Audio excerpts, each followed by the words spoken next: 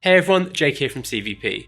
Today we are taking a look at Sigma's long-awaited 70-200mm f2.8 DG/DN OS sports lens for Sony E and L mount.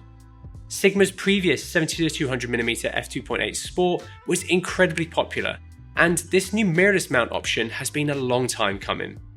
It comes in at just over £1,000 cheaper than Sony's GM OSS 2 70-200 2.8. So is it worth saving the cash and grabbing the Sigma? Well, let's take a look. This comparison will be mainly focused on the Sony E mount version of this lens. But this new Sigma lens is also available in L mount. So for all you new Blackmagic Cinema Camera 6K, Panasonic and Leica shooters, this could be a very good option for you too. Right, let's take a look at the lenses physically. The Sigma is a touch bigger than the Sony and roughly 300 grams heavier, which is a pretty substantial difference. When using this lens all day handheld or on support equipment like a gimbal, this weight and size difference will be noticeable. This increase in weight is most likely due to the extra glass inside the Sigma, as it has a few more elements than the Sony and does feel a good bit more robust as well. If you're extremely weight and size conscious and don't mind an f4 aperture, Sony's new 70-200mm f4 macro OSS 2 may be worth looking at. The Sigma is a touch longer than the Sony, but they have quite similar maximum diameters and share a 77mm filter thread. Both of them are very well built and have internal focusing and zooming mechanics. The Sony has its zoom ring at the back and focus on the front, whereas the Sigma has the zoom ring in the front and focus behind it. Which you prefer will come down to personal preference, but for me personally, I prefer the Sony layout as that is what I've become used to after using Canon for so many years. Luckily, both lenses are weather sealed, so should be able to survive some lovely British weather. Around each lens there are 3 focus hold buttons, and these can be customised in camera to change their function. L mount users can customise the Sigma lens further by using Sigma's UD11 dock. Both lenses feature a nicely designed tripod mount system, but one nice detail with the Sigma is that it uses the Arca Swiss standard, which I know a lot of photographers like. Both have clear markings for orientation positioning as you rotate the collar. But the Sigmas have nice notches when you hit them, which makes changing the orientation of the collar much faster and more precise. Thankfully, they both feature declickable aperture rings. This is great to see on both lenses as it makes a world of difference for us video shooters who want to change aperture smoothly. These have third stop increments when adjusted manually and can also be clicked into an A position, allowing for auto aperture or camera side aperture control. They are both decently smooth, but as they are both adjusted electronically, you can feel a delay between the rotation of the ring and the aperture adjusting. Both of them come with lens hoods as standard, but for some reason Sigma have used a screw down hood design instead of a traditional twist on bayonet type, which is what the Sony uses. This screw on design is harder to get on and off, but it does feel decently solid once it's on. Personally, I would have preferred a regular bayonet style one though, for the pure ease of use of it. One edge the Sony has over the Sigma is the use of teleconverters. Sony has E-mount 1.4 and 2x teleconverters, which will work with a good range of their zooms, including the 70-200mm f2.8 II. Sigma only has teleconverters for their L-mount version of this lens, but you may be able to use these with the Sony adapters, but unfortunately we haven't had a chance to test these during the short time we've had with the lens. If you want to keep up with the latest and greatest kit, please subscribe to the channel if you haven't already. And if you want to buy anything you see in this video, or want to get your hands on this new lens or any other new kit for that matter, head over to cvp.com where our experienced team is waiting to help you. For all of the following tests we have shot on the same Sony a7S III and FX6. Both cameras have all lens correction turned on for both lenses unless stated otherwise. Both of these lenses have been designed to cover traditional 36x24mm full frame sensors. So for our tests, we chucked them on our a7S III and snapped some stills across a range of different focal lengths, apertures, and focus positions of our lightbox. With shading compensation enabled, both lenses perform incredibly well across our tests with very minimal light loss across the frame and no hard vignette at all. They even perform well without any correction enabled, but for the best results, make sure to have it enabled in camera. For our bokeh comparison shots, we are keeping the camera and our subject in the same place across the comparable focal lengths and then moving back when we change focal length. Across the range, we can see some key characteristics on both lenses. Starting with the Sigma, we can see that our autofocus highlights have a more defined, hard outline to them with a slight glow to the edge. These highlights are clean from CA, which is good, and we can also see some pretty obvious onion skinning texture as well. Wide open across the range, we can see misshapen cat's eye bokeh, which is worse towards the corners of frame. Stopping down to 5.6 will help with more uniform shape across the frame here though. As we stop down, we can see the 11 blade iris forming our highlights, and shape in the centre looks decently circular here as well. This performance is pretty consistent as we go through the entire focal range of the lens, with maybe slight changes in the glow around the highlights. Taking a look at the Sony, we can see that the lenses are actually pretty similar. The Sony's out-of-focus highlights though aren't quite as defined, but they do have a bit more colour around them. You can also see onion skinning, but it's more subtle than the Sigmas. Please ignore the dirt in the lens, this isn't a brand new lens. Shape is incredibly similar between the two when stopping down, as they both have 11 aperture blade rounded irises, but the Sony maybe performs slightly better here, but it is marginal. They can both produce really good looking results. They are very clean and modern looking lenses, which isn't too surprising. A lens's flare characteristic is a very subjective thing. For these examples, we grabbed a torch and blasted it down the barrel of each lens. We tried to keep the torch in the same position, but did move the camera as we changed the focal length. They both have pretty green flare, with the Sigma maybe having a slightly softer, less harsh looking flare overall. It also has some slight rainbow aberrations through its range. I wanted to see if the two lenses had any colour shift difference. For this, I white balanced in camera using our grey card here with the same camera, lens and light settings. Both of the lenses white balanced to the same Kelvin and tint, which was quite surprising. And even doing a take at 5400 Kelvin on each, we can barely see a shift between them, which is good. They are both pretty neutral, which is to be expected for this type of lens. However, we can see a slight colour difference in our chromatic aberration tests. For these tests, we racked through from close focus to infinity to better visualise the aberration of the two lenses. Starting at 70mm wide open, the in-focus point on both lenses are very clean, but I think the Sigma is a touch cleaner. The Sigma has a little bit of warm aberration before our point of focus, and is a bit more greeny blue after the point of focus. Looking at the Sony, it's more blue-purple before and warm green after. Each lens's performance is pretty consistent throughout the focal range, with the aberration becoming more obvious slightly towards the longer end.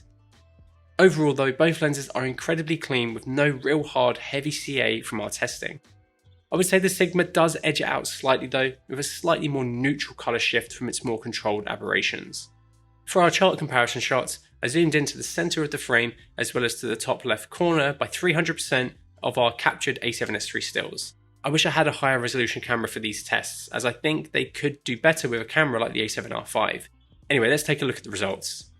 Starting in the centre, the lenses are incredibly close to each other with a very minimal difference between the different focal lengths. You can see a slight difference in contrast with the Sony being a touch better, but it's minimal. In the corners, we can see that both lenses have less contrast in the corners wide open, and the Sony has a touch of aberration but not loads. The Sigma is pretty clean throughout the range and looks a touch more contrasty in the corners. Overall though, they are incredibly close to each other on our A7S III, and in real world situations with this camera, both will produce very clean, sharp images. I just wish we had a higher resolution camera to get them onto. For these distortion images, I shot both RAW and JPEG so we can see how the lenses perform with and without distortion correction. The JPEG straight out of camera with the correction applied all look really good with minimal distortion across the range of both lenses. With no correction on, we can see similar behaviour across the two lenses, with pin cushion throughout the entire range. Though I do think the Sony performs slightly better. But if you're shooting with correction on, which you probably should be, you'll be happy with the performance of both of these lenses. Both lenses have very robust stabilisation systems. The Sigma uses their latest OS2 algorithm, which provides up to 7.5 stops of stabilisation at 70mm and then 5.5 at 200mm. It also features two different OS modes, the first being designed around general photography use and the second for panning shots. Sony don't really state how much stopping power that their lens has, but we'll take a look at them side by side in a moment to see how they perform. It has three different modes. One is standard, 2 is panning, which stabilises only in one direction, and 3 has stabilisation disabled until the camera is recording or taking a picture. For these tests, we shot on the FX6 in each different mode on the lens at 135mm handheld. Looking through the footage, mode 1 on the Sigma looks awesome. There's a little bit of shake to it, but given how shaky the original footage is, it's quite impressive. The Sony lens also performs very well. Mode 1 is probably the best for video, but it feels a bit floatier than the Sigma. I think the Sigma does perform better though, for this specific example anyway. Both lenses are focused by wire, but have been designed to have a linear manual focus response, so focusing should feel snappy and nice. Sony has come a long way with their system, but I do think the Sigma's is nicer here. The focus ring has a bit more resistance to it, and focusing doesn't feel quite as sensitive as the Sony. This makes manual focusing with the Sigma much more consistent for me than the Sony. It also has a longer focus throw compared to the Sony, which you can see here. This does make the Sigma a much easier lens to pull focus with compared to the Sony. When it comes to close focus, the Sony edges it out ever so slightly. It has a close focus of 40cm at the wide end, which extends to 80cm at the tele end. The Sigma isn't quite as good, with 65cm at the wide end, extending to 100cm at the tele end. The difference in close focus here in practical use is quite substantial, and it does make the Sony lens a lot more versatile. They both perform very well at close focus though, with clean, sharp images. For our focus breathing examples, I am pulling focus manually through the entire focus range, so this will look exaggerated versus a real world focus pull. Throughout their focal range, I think both lenses perform very well, though the Sigma maybe performs a little bit better. However, I think given that these are stills lenses primarily, both Sigma and Sony have done a great job here, and you should be happy with the performance in the real world with either of these lenses. However, if you want to eliminate focus breathing altogether, some of Sony's cameras have lens breathing compensation built in now, which will crop in on the image slightly to compensate for breathing. This is available with a range of lenses, with the 7200mm GM2 being one of them. This feature is only possible with Sony lenses currently, so worth considering when looking between the two. For our parfocal tests, we turned autofocus off, zoomed in to 200mm, got our sharps, and then zoomed out at varying speeds to 70mm. Both lenses look good when zooming slowly. You can see some shifting in focus, but it's not too bad, but certainly not what I would call close to parfocal. When zooming faster on both lenses though, you can see much larger jumps in focus as you go between the two ends of the zoom. Nobody is really going to be crashing this fast and expecting the focus to be held perfectly with a zoom like this. When using autofocus and doing this kind of thing on both lenses, focus will be held more consistently though. For our brief autofocus tests, we chucked the two lenses on our FX6, and this may not be the most up-to-date system from Sony, but it's still more than enough to compare them and will be a popular camera to pair this lens with, I'm sure. These are the settings that we used for the tests, and they are all shot at 200mm. We did a mix of walking shots as well as running, and in this situation, it's really hard to tell the difference between the two. They both hold focus really well, especially when using the touch focus on the monitor as Sam is walking towards us. From the rest of the examples we've grabbed with the Sigma, it performs very well, and I'm sure it will keep up with all of Sony's other modern E-mount cameras. However, if you want the guaranteed pinnacle of autofocus with your Sony camera, grabbing the GM2 will make sure you get good, consistent performance. So which lens should you buy? The Sony or the Sigma? Well, they are both excellent lenses, but the £1,000 price difference alone could be the deciding factor for many, as it's a pretty substantial bit of cash to be saving. However, if you can afford the extra, buying a first-party lens to go on your Sony camera will fill you with reassurance that it's going to be performing the best that it can. It's also lighter, slightly smaller, has the zoom ring at the back, and has a much better close focus range, while still performing excellently in our tests. The new Sigma lens is a very solid addition at a great price point, especially considering what you're getting. It's built incredibly well, it's great for video shooters thanks to its excellent breathing performance, solid focus mechanics, incredible stabilisation, and clean, sharp optics. You can't go wrong with either, but the Sigma does offer a lot of bang for your buck. Let us know which lens you would choose, and if you have any further questions in the comments below. And if you like the video, please give it a like, and maybe consider subscribing so you don't miss out on our awesome upcoming content. And thank you so much for watching.